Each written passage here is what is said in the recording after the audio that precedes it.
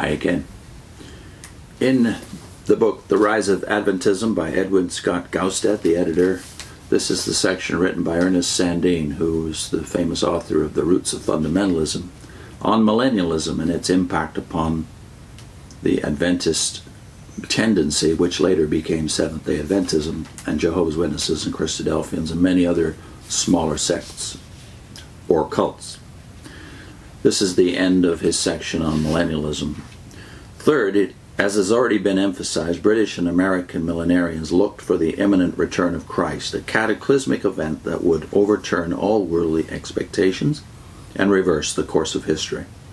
This catastrophic cosmology was not unique with millenarians, but might also be described as a commonly shared early 19th century outlook. What other lesson could people of that day draw from the astonishing history of their own times, but that change, cataclysmic change, might be expected at any moment?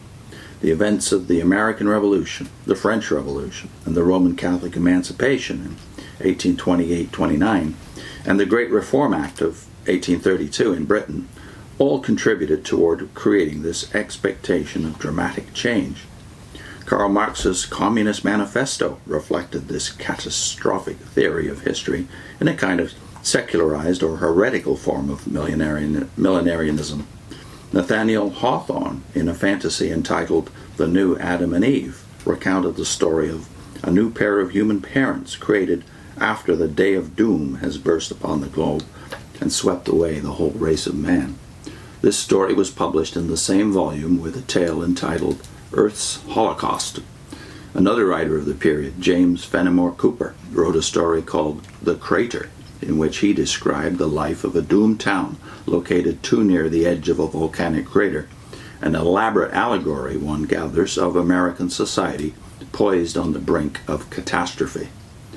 John Humphrey Noyes gave eloquent expression to these catastrophic expectations. Quote, "The whole world seems to be looking for a revolution. Some expect an orthodox millennium, others a golden age of phrenology, others still a physiological regeneration of the human race, and not a few are awaiting in anxious or hopeful suspense the trump of the second advent and the day of judgment."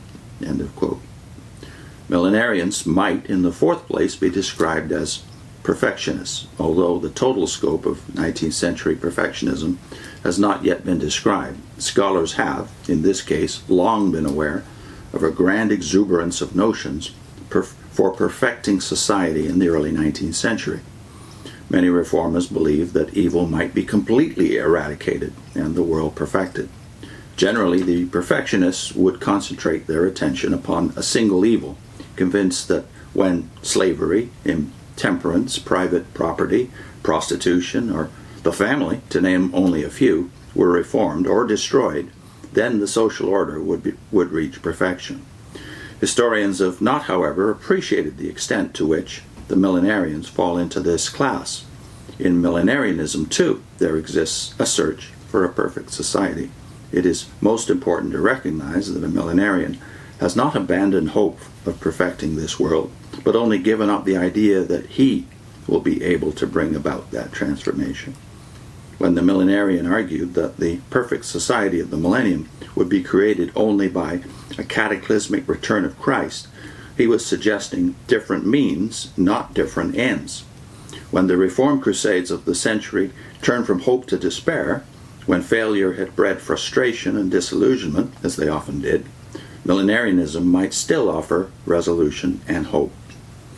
In the fifth place, I should like to return to a concept with which I began this essay, apocalypticism.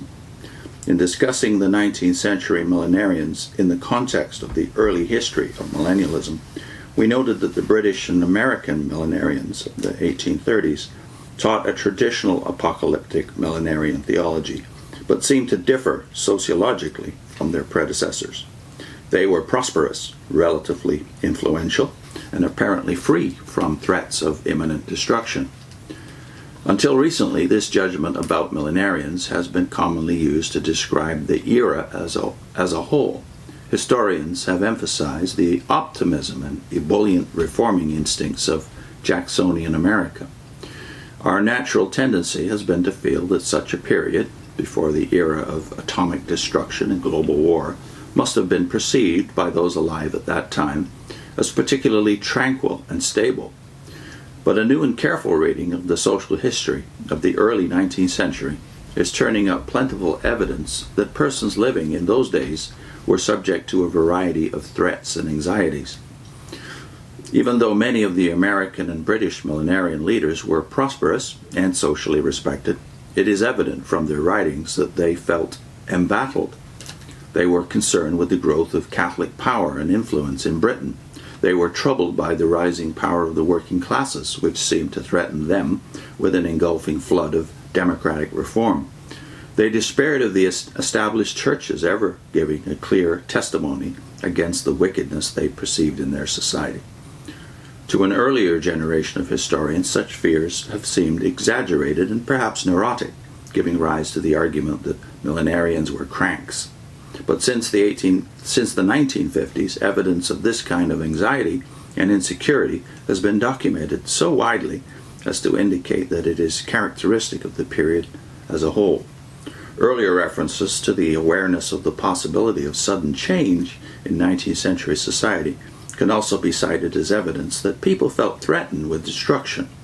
Marvin Myers has concluded that Americans in Jackson's day were desperate for reassurance that their nation had not strayed from the path laid out for them by Providence. Fred Somkin, on the basis of a study of the reaction of Lafayette's second visit to the United States in 1824-25, has shown how the American people used the occasion to assure themselves that they were still the same people Lafayette had aided more than a quarter of a century earlier. Most of the traditional outward signs of social and institutional order had been abolished or overturned in early 19th century American society. Whether the new country, a hazardous and doubtful experiment in republicanism, would survive was no academic question. Even prosperity could not be accepted unambiguously. For everyone who fretted that the boom might not last, there were two who prophesied that American morals would be eternally compromised if it did. The external forms of order and stability were disappearing from both British and American society. Order instead had to be internalized, and that is a difficult and stressful situation. Many people were forced to conclude that the world was nearing its end.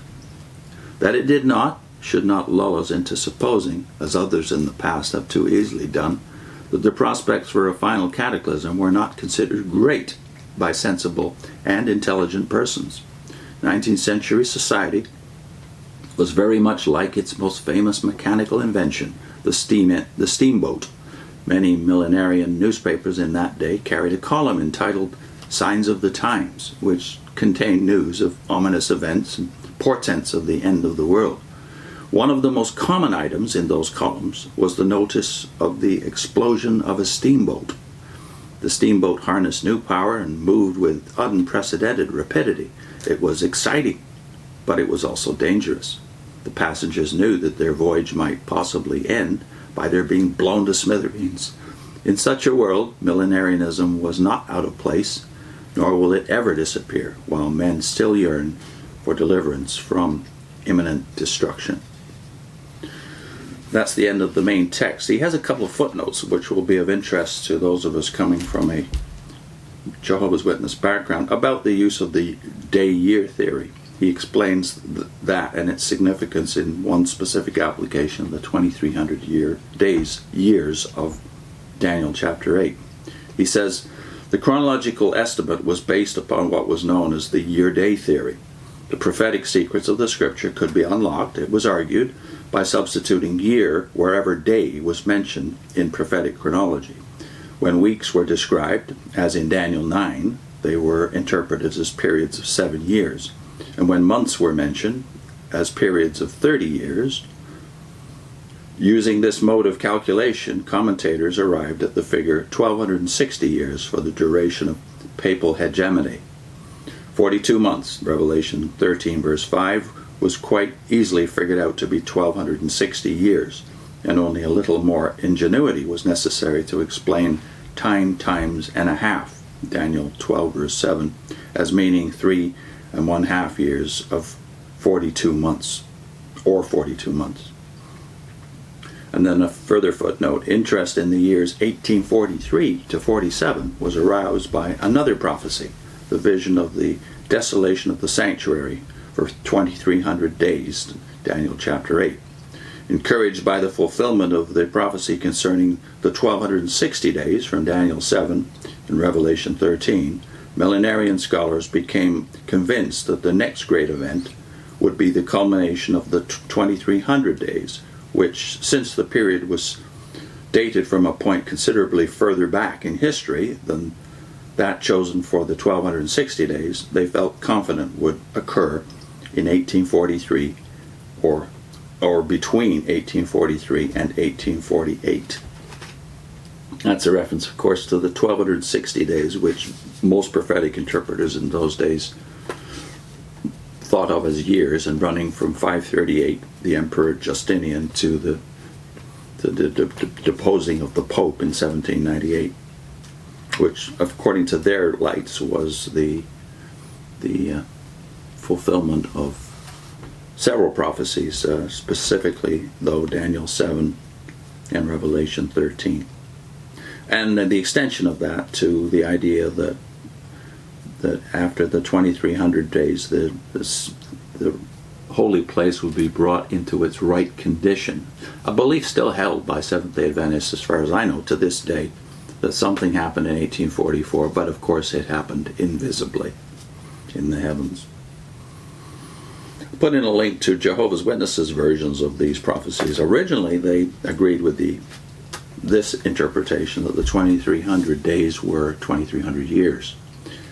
But they have abandoned that in recent decades and now believe that, inconsistently with their doctrine of 1914, mind you, that the 2,300 days are literal days.